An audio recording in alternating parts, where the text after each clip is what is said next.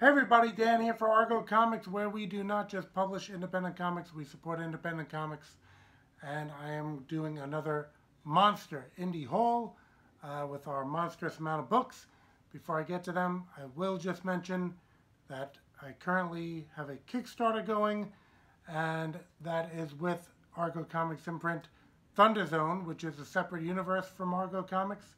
It is other creators, including myself, in a shared universe. So it is Junkyard Joe is a book that I produced, and Subject Alpha from Jose Cruz in Puerto Rico. And we also have Francisco Zamora's Trials of Vulcan, which is a backup story in Junkyard Joe. So I'll put the link in the video description below, but you can also just search Junkyard Joe in Kickstarter and you'll come across it. Only 5 days to go, so we could really use your support. We're not at goal yet, so it's kind of like do or die. All right, now talking about my involvement in comics. Okay, first book we have is Exciting Comics number 9.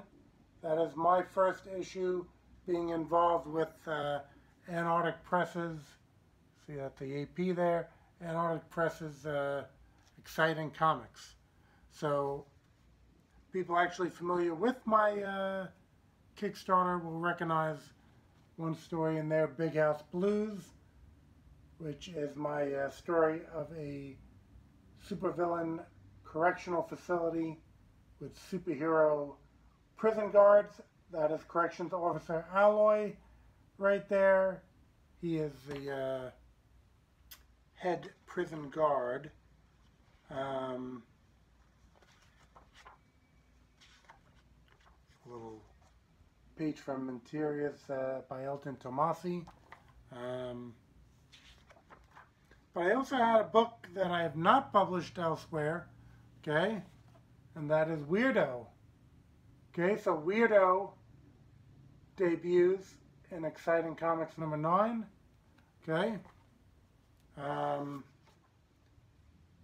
Well, actually going back to Big House Blues, I did mention Elton Tomasi doing the art.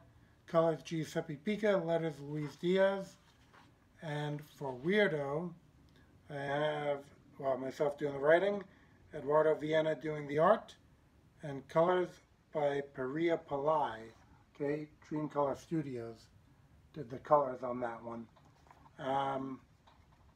The initial story in this book is Catgirl. Okay, so this is an anthology. There are 3 stories in it.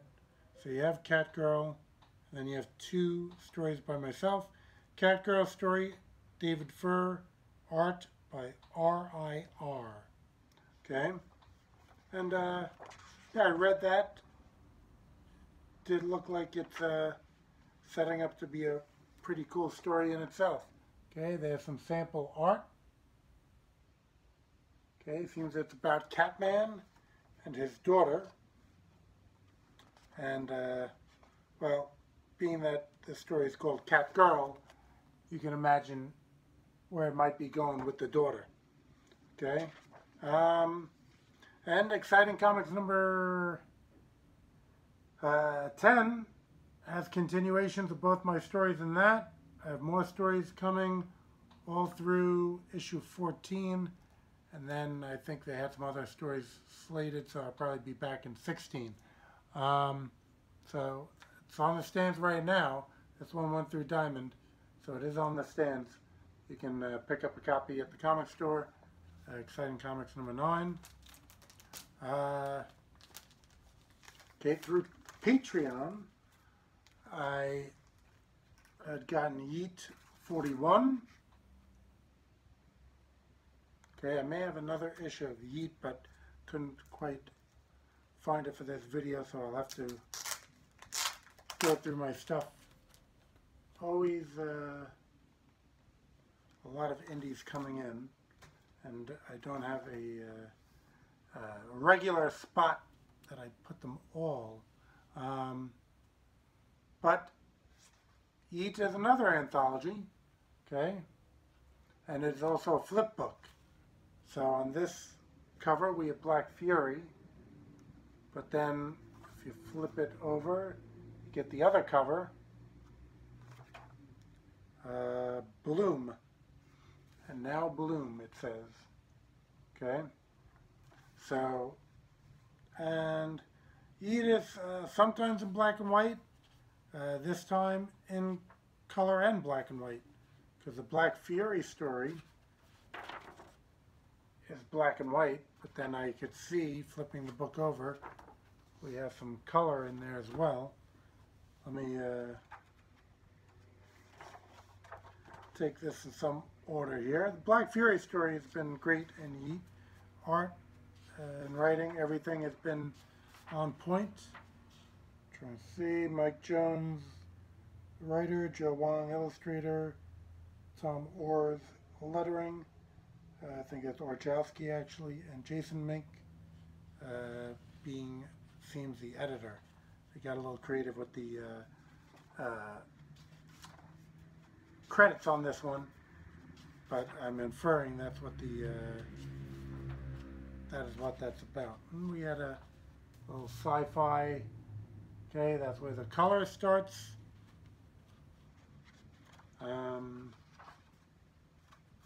The origin of Pulsar. Okay, and I'm guessing this is not Pulsar, Man of Adventure. Do we got Pulsar? Let's get Pulsar. We're mentioning Pulsar. He's not that far away. Excuse me, fellow comic creators. Let me just, well, and comic fans. I mean, he's sitting right here. We can't, sometimes you gotta ad lib here. Okay? That's the old 70s Pulsar. I think it was Pulsar Man of Adventure. And I'll even wear out the Velcro just for you viewers. Whereas the big deal on Pulsar was that you could see his organs. You would press on the back and you could see his lungs, and the heart would go, and then the blood would circulate. There's also, I think, a computer chip. Trying not to, yeah, I don't want to, it's like a computer disk in his head. Trying to be a little discreet with that. Don't want to mess this up too much, because it is, I believe, the 70s, so they're hard to come by.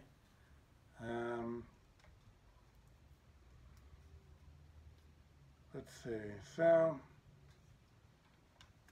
there we go. I couldn't mention Pulsar without bringing out this Pulsar. All right, so I got distracted there with Pulsar. The origin of Pulsar, but this is not to be confused. I mean, that after that toy, I mean, it was one of the company's answer to the Bionic Man toy that went so wild that, you know, we had Mike Powers' Atomic Man come out. I'm not going to take you and show you all these, but yeah, I have, those are my trio of bionic people. Mike Powers is actually my favorite.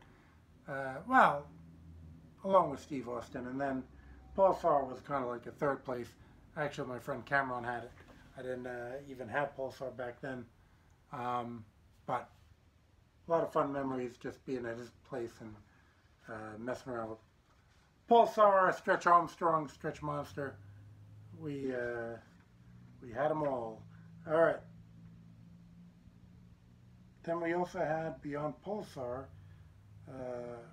this Worms story.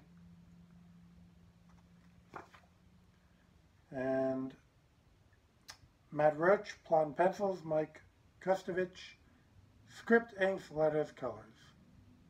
That, you know, looks very well done.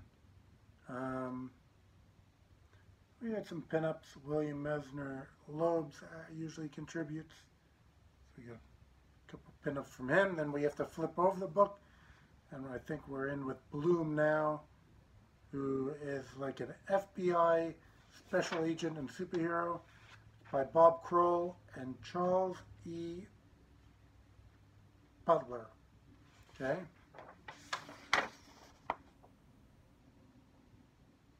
Bloom. Okay. So it's a different type of deal, right? FBI superhero.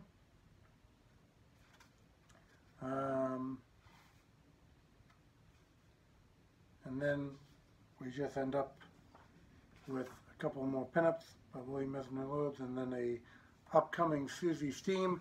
She was the cover of, there's William Mesner Loebs, there's Susie Steam.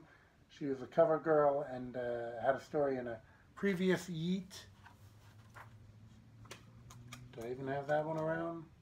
Yeah, here we go. Susie Steam. Okay, so she's coming back. That's an ad that Susie Steam is coming back.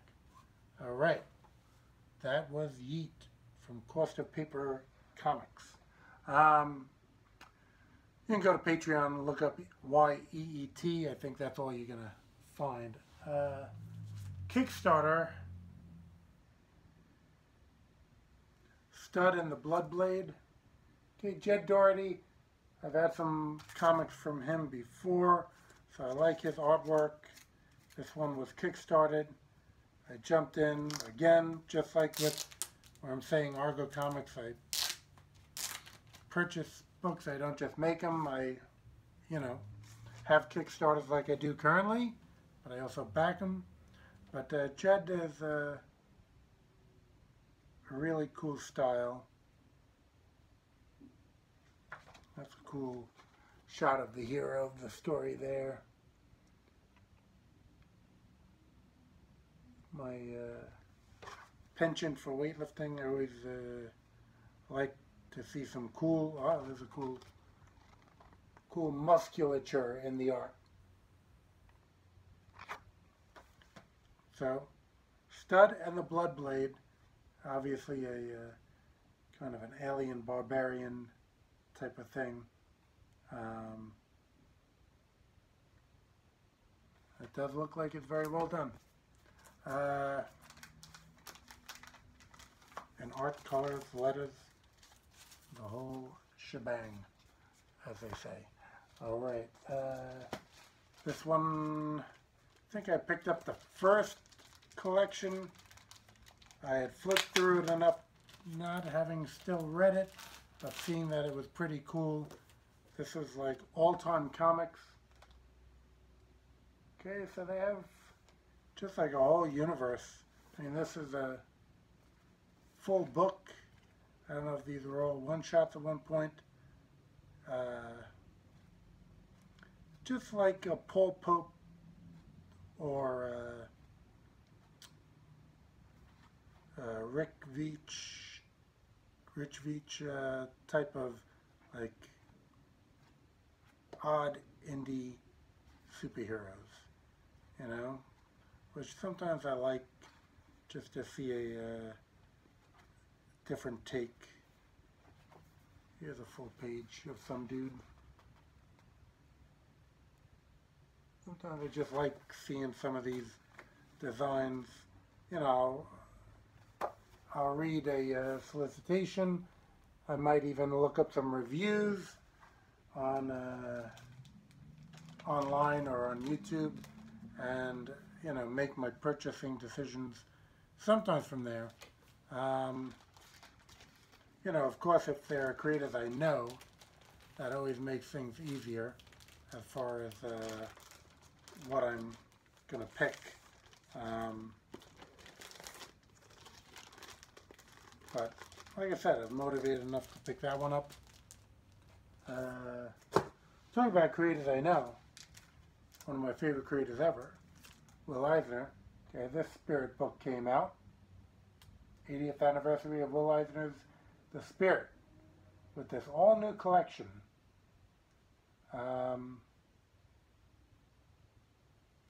And each story is also introduced by a notable comic book insider, including, and they have a list of people.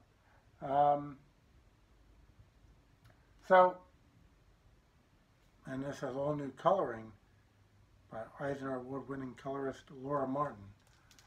So, Will Eisner, you know, makes my top 5 writer list, and you know, some might say when they say, oh, he wrote the book on making comics, maybe Will did actually, with a few books that he did about creating comics. He's also a teacher at School of Visual Arts. So he pretty much did write the book on making comics. And like I said, when it comes to writing, I think I have a long list of artists whose work I love, and then a pretty much shorter list of writers whose work I love. Will Eisner, he is among them. All right, just trying to show some of the interior. I mean, of course, great artist as well, but I'm always just blown away by his writing, Will Eisner. Okay, some of it they still put in black and white.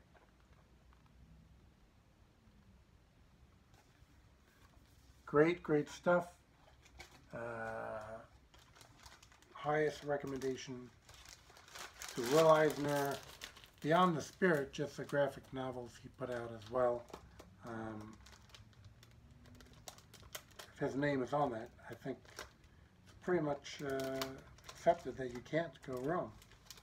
That's what I would say. All right. Taking this back up. All right. Moving along.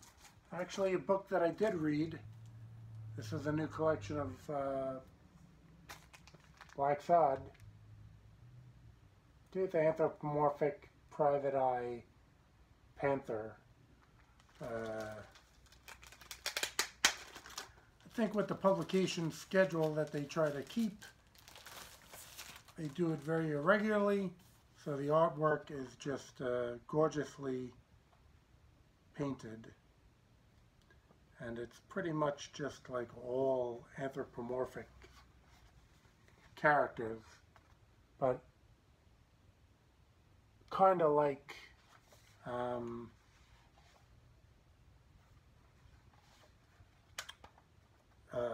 pulp adventures, you might say, or, you know, private eye stuff. Like almost every sitcom you watch, sooner or later they do like a private eye type episode where the character, you know, is sitting there in his office smoking and making like he's a narrating a story like the old private eye stories. But yeah, Black Sod, read an earlier collection in a hardcover, very recommended. A book that I've read on and off, but now maybe I love omnibuses, so when I see this empowered omnibus, okay, it's still in the plastic, not going to take it out because it's hard to figure out what you can show and not. I mean, it's not too racy, but it is, I'd say, leaning, yeah, there's a parental advisory on there. So this one might be just good for mature readers. It looks like you can even see that they're just collecting, I guess, the first 3 trades. It seems like they're just bound. You can see the divisions there.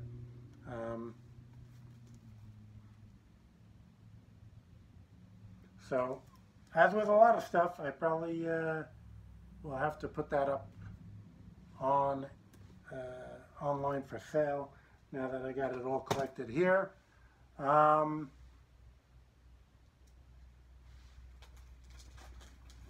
Here I got a whole stack of, I backed this on Kickstarter because I had gotten in a past Monster Haul, you might have seen Volume 1, okay?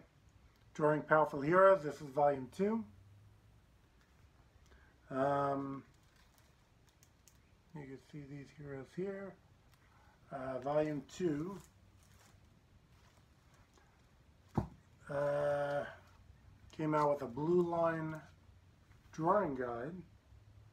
Okay, that was part of it. Oh, it's Bart Sears, by the way. I guess my favorite book from him being Justice League Europe. And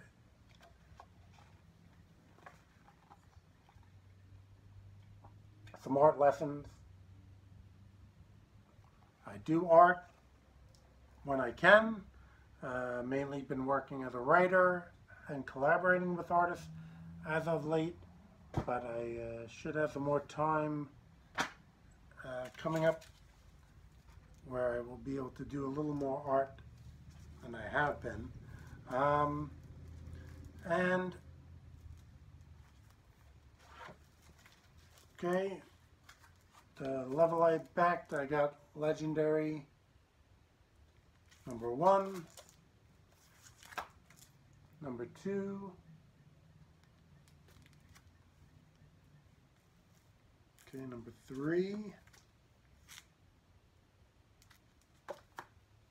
and number 4. It's a kind of a sci-fi story, sci-fi mythology with Bart's incredible work.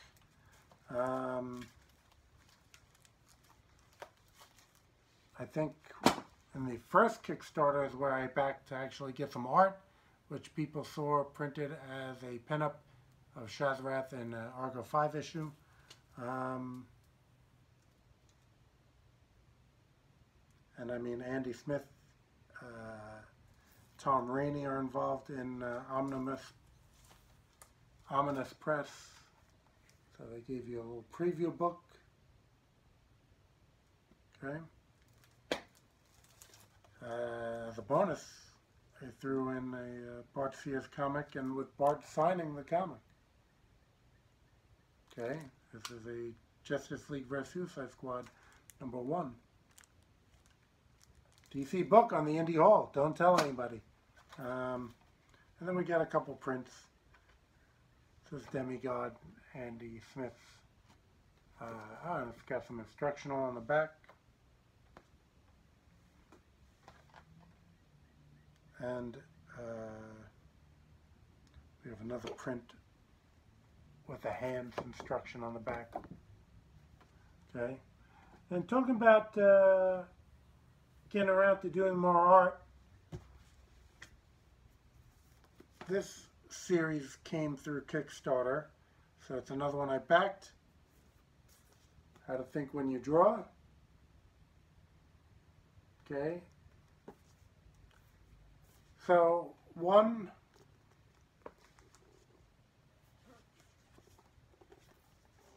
2, volume 2, 3,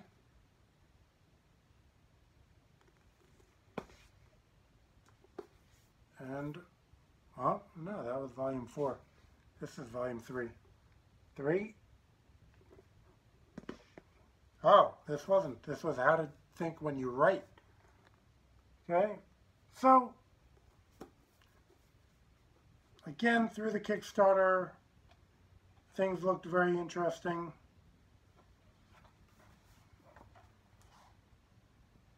There's a little look inside for the How to Write, How to Think When You Write, and How to Think When You Draw.